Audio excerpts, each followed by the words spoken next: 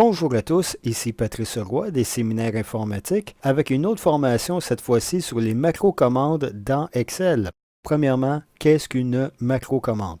C'est une série de commandes que vous allez toujours exécuter dans le même ordre. Par exemple, vous avez un rapport que vous devez imprimer à chaque semaine.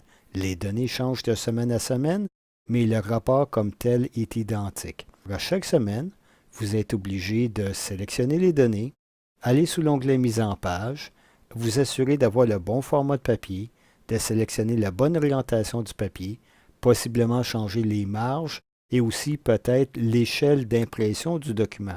Et ensuite, vous allez appuyer sur le bouton Imprimer pour sortir votre rapport. Ça ne serait pas plus facile de créer une macro-commande qui exécute toutes ces commandes-là l'une après l'autre?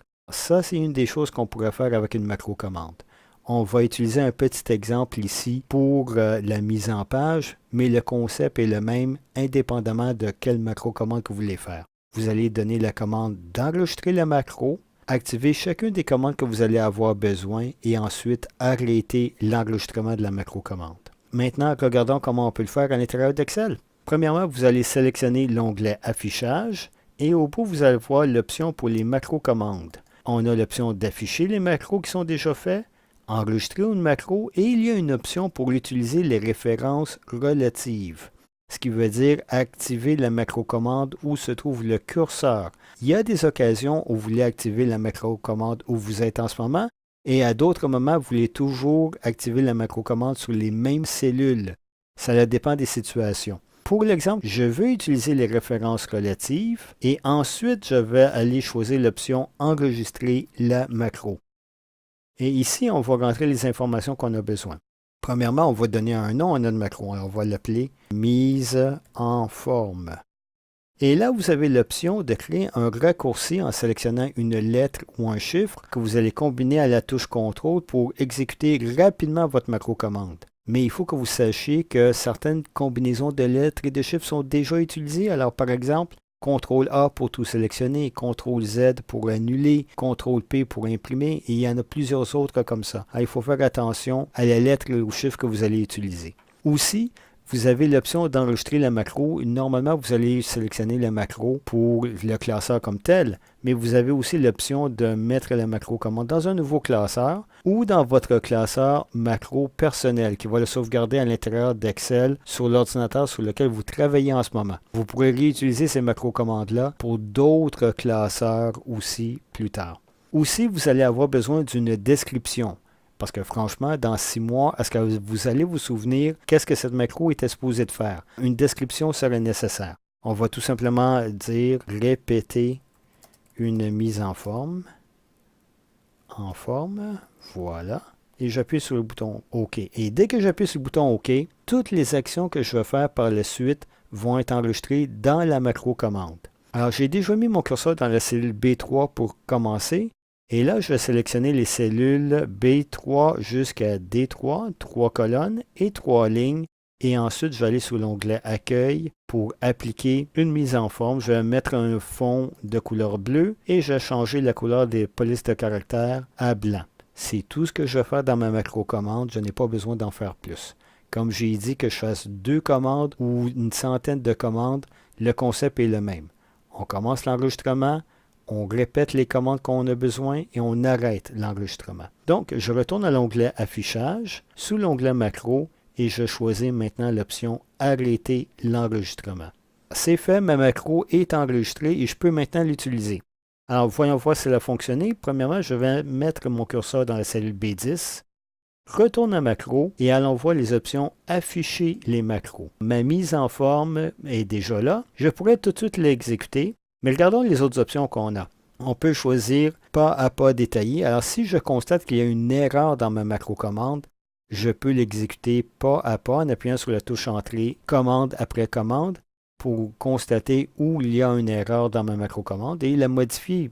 Et on pourrait le faire ça avec le bouton Modifier ici, ce qui va nous amener à la page de Visual Basic pour Excel et on pourra faire des modifications. Alors, je vais juste vous donner un léger survol là-dessus un peu plus tard et on a d'autres options pour supprimer. Il voit les options ici. Pour l'instant, je vais tout simplement exécuter la macro Et voilà, elle se répète où se trouvait mon curseur. C'est pour ça que j'avais choisi l'option utiliser référence relative, relatif à la position du curseur au moment où j'exécute le macro. Si je n'aurais pas utilisé cette option-là, elle se serait répétée exactement au même endroit où j'ai exécuté ma macro initialement. Ça a fonctionné. Regardons les autres options qu'on a. Comme j'ai mentionné, dans macro, on peut aller voir afficher encore une fois et il y a l'option modifier. Ceci va nous amener à la page de Visual Basic pour les applications pour Excel et voici à quoi ressemblent les commandes que vous avez données, comment Excel les interprète. Il y a sélectionner les cellules qu'on a besoin. Là, on parle de l'intérieur ou le fond. Quelles sont les options qu'on a choisies. Et ensuite, font, c'est pour les polices de caractères. Voici les couleurs qu'on a choisies. Alors maintenant, je vais tout simplement sortir de là. Je ne vais pas rapporter des modifications. Je pourrais le faire. Je ne vais pas le faire dans ce cas-ci. Je vais tout simplement faire Fichier, fermer et retourner à Excel. Et on revient à l'application. Ça, c'est une manière de créer les macro-commandes. Il y a une autre façon où on peut créer une macro-commande, c'est en utilisant l'onglet Développeur. Et c'est très possible que l'onglet Développeur sur votre ordinateur ne soit pas activé. Microsoft a choisi de ne pas activer cet onglet-là et c'est à vous à l'activer si vous en avez besoin. Comment on fait pour l'activer? On va sous l'onglet Fichier, on choisit les options et sous l'onglet Personnaliser le ruban, vous allez cocher pour activer l'onglet Développeur. Et vous allez avoir les options pour le développeur qui vont être activées pour Excel et en même temps, ils seront activés pour Word et PowerPoint. Alors, j'appuie sur le bouton OK. Et regardons sur l'onglet Développeur. Bien, comme j'ai mentionné, on a l'option pour aller voir Visual Basic, gérer les macro-commandes, incluant sécurité pour les macro-commandes. Et vous avez aussi une autre option dans Insérer pour utiliser des contrôles de formulaires et créer vos propres formulaires à l'intérieur d'Excel. Alors ça aussi, ça pourrait être intéressant pour de futurs projets. Vous savez maintenant comment créer une macro-commande. Et maintenant, il faut regarder comment on peut l'attacher ou l'associer à une forme ou un bouton. Ici, j'ai effacé la mise en forme que j'avais mis auparavant pour refaire le test, mais je vais maintenant créer une forme et un bouton, appliquer la macro-commande dessus et on pourra ensuite l'exécuter. Alors, commençons premièrement avec une forme. On va sur l'onglet Insérer. On a des formes qui sont disponibles et je vais prendre un rectangle avec les coins tournés un petit peu. Je vais juste l'élargir comme ça. Et ensuite, je peux utiliser le bouton Zone de texte, rentrer directement dans la forme et écrire le texte mise en forme, par exemple, ou n'importe quel texte que vous avez besoin, et on peut ajuster par après. Maintenant que ça c'est fait, je peux appuyer sur le bouton droit de la souris et choisir l'option Affecter une macro. Et je vais choisir la macro que j'ai créée. On appuie sur le bouton OK. Et maintenant, cette forme a une macro-commande qu'on peut utiliser. Alors, je vous ai aussi mentionné que si vous avez l'onglet Développeur, il y a l'option Insérer des contrôles. Et je vais insérer ici un bouton. Alors, je choisis le bouton. Je me place sur ma feuille de calcul. Et je vais encore une fois choisir Mise en forme. Et je vais appuyer cette fois-ci sur le bouton OK encore une fois. Maintenant, il faut que je change le texte, alors je clique à l'intérieur, j'efface le texte qui est là et je vais écrire mise en forme aussi. Maintenant, c'est fait. Alors, je remets mon curseur par-dessus le bouton, j'appuie sur le bouton droit de la souris encore une fois et on a encore une fois l'option affecter une macro. Et on va choisir encore une fois mise en forme. Maintenant, ces deux formes ont des macros par-dessus et lorsque vous mettez votre curseur par-dessus, vous voyez, vous avez une main qui pointe vers le macro ici aussi. Alors, je vais mettre sur la cellule B3. Je vais appuyer sur la première mise en forme. Et voilà, la macro s'applique. Je vais aller sur B10 encore une fois et je vais utiliser le second bouton. Et encore une fois, la macro s'applique où se trouve le curseur. Voilà comment on peut appliquer des macros à des boutons. Il reste une dernière étape à vous expliquer avant de terminer. Et c'est l'enregistrement de ce fichier Excel, mais cette fois-ci avec des macros. Allons sur le menu Fichier et on va choisir l'option Enregistrer sous. Comme vous allez voir, vous avez le nom du fichier, mais en dessous, vous devez choisir le format Excel prenant en charge des macro-commandes. Pas un fichier Excel ordinaire, mais bel et bien un qui inclut des macros. Il y a une manière que Microsoft gère les fichiers ayant des macro-commandes de ceux qui n'en ont pas.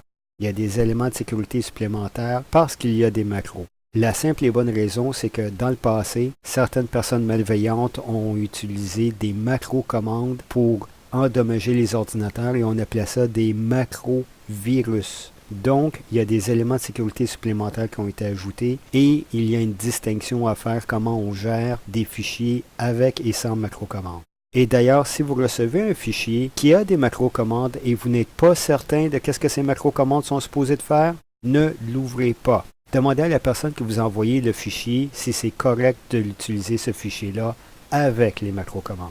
Très important, faites très attention au potentiel des macro-commandes. Ça vous donne un excellent potentiel, mais ça peut aussi faire beaucoup de dommages. Donc, assurez-vous de prendre des fichiers Excel avec des macros. Alors, vous le sélectionnez et ensuite, tout simplement faire enregistrer et vous pourrez le rouvrir plus tard. Ce que j'ai fait, c'est que j'ai fermé Excel, j'ai changé le nom légèrement et j'ai les rouvert. Et à chaque fois que vous allez être sur un nouvel ordinateur, ou c'est la première fois que vous ouvrez le fichier sur l'ordinateur, Excel va vous demander d'activer le contenu. Est-ce que vous allez autoriser l'utilisation des macro-commandes? Alors ça, c'est tout à fait normal. Dans ce cas-ci, je sais que c'est mes propres macro-commandes que ça va fonctionner, donc je peux activer le contenu. Si je réouvre le fichier sur le même ordinateur, il va s'en souvenir et il ne va pas me poser cette question-là. Dès que vous passez à un nouvel ordinateur ou si c'est un fichier qui vient de l'Internet, il y a des précautions de sécurité qui vont apparaître et qui vont vous demander si oui ou non vous voulez ouvrir le fichier. Et ça, c'est ce qu'on peut vous montrer rapidement sur les macro-commandes.